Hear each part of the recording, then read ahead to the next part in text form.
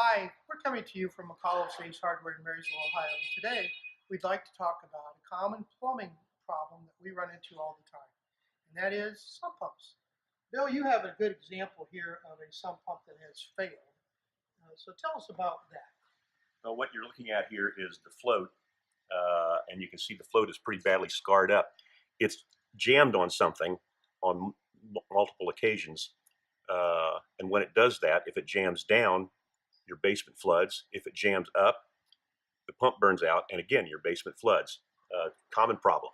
And we're seeing also another thing we run into a lot, and that's debris coming into the float. What can happen to the impeller if debris gets in there? Debris gets in, jams the impeller stops, the motor wants to continue working, overheats, burns out. Again, you have a flooded basement.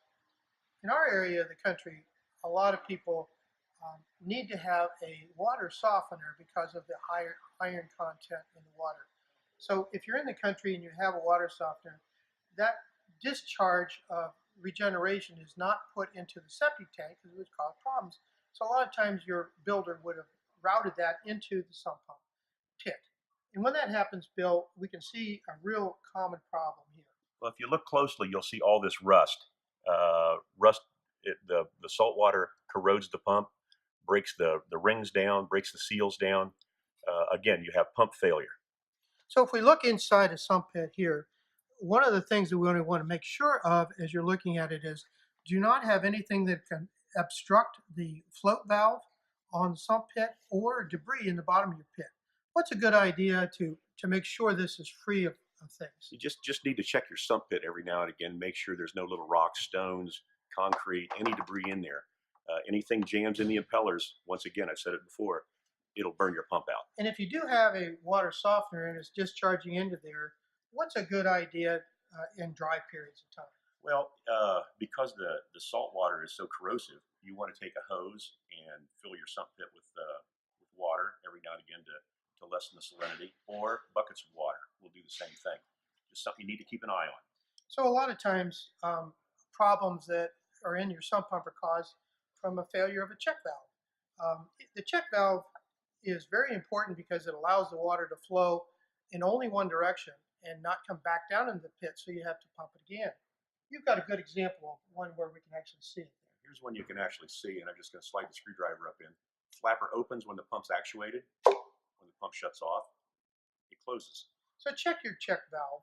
If that isn't working right, you're pumping the water more than once.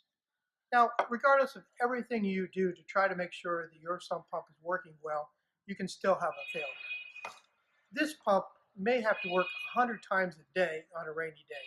So there is a chance something can go wrong, even if you've done everything to prevent it that you can. We always recommend a sump pump alarm. The alarm allows you to know if there's a problem by audibly letting you have time to address a situation before you have a flooded basement. Another common thing that people do is get a backup sump pump. This is a real common one here. It has two pumps so that if the primary pump fails, the secondary pump kicks in and starts working for you. It also can be hooked to a battery so that if you have a power outage, you will not run out of the sump pump capabilities in your house. So with all these things said, what do you think people ought to do? Come in and see us. We'll help you ace your project. Thanks for watching.